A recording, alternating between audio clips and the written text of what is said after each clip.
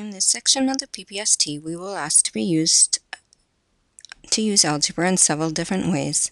For example, we might recall in algebra that we use letters to stand for algebraic formulas, to make generalizations or produce rules, as unknowns so that we can solve equations, and as variables to express relationships such as that of a linear equation and its relationship in graphical form. For example, we can use algebra to substitute in values for variables. Given the volume of a rectangular prism is length times width times height, if we know the volume is 48 centimeters cubed and the length is 6 and the width is 4 centimeters, we can determine the height. Therefore, we have in our algebraic equation 48 is equal to 24 times h. Dividing both sides by 24, we will see that h, or height, has to be 2 centimeters. We can also use algebra to rewrite algebraic equations in terms of different variables.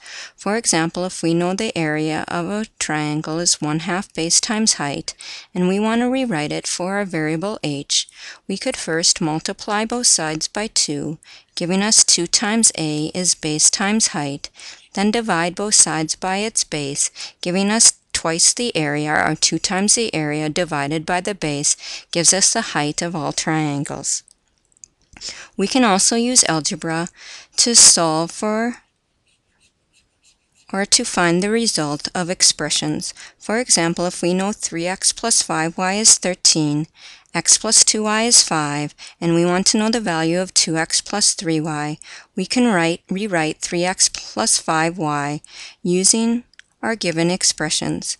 For example, 3x plus 5y can be rewritten, while 3x is x plus 2x. And notice I use the variables in our expressions, and 5y is equal to 2y plus 3y. I could rewrite this using the commutative property as x plus 2y plus 2x plus 3y.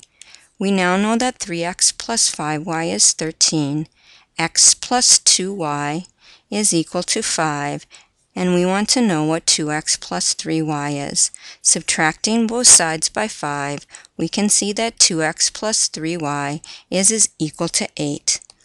We also use algebra to solve algebraic inequalities that use the greater than, equal to, less than, or equal to sign.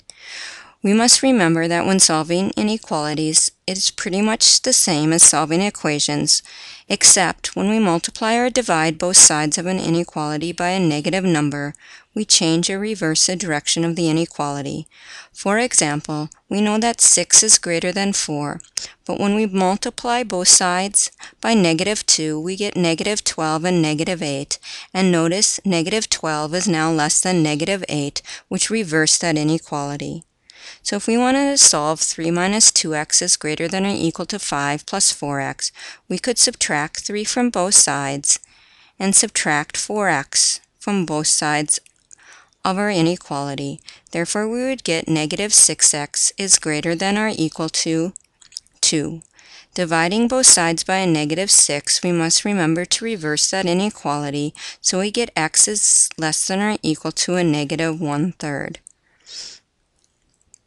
We can also use algebra to predict change by substituting in a few values. For example, if we're given that t is equal to 3 times s times r squared, we want to know what happens to t when r is doubled.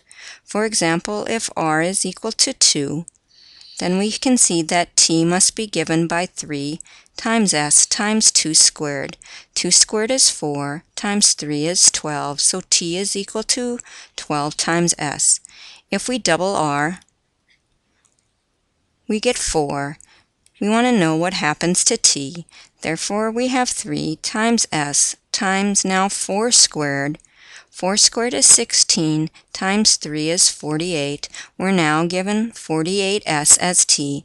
Notice the relationship that when we double r, t will be 4 times greater.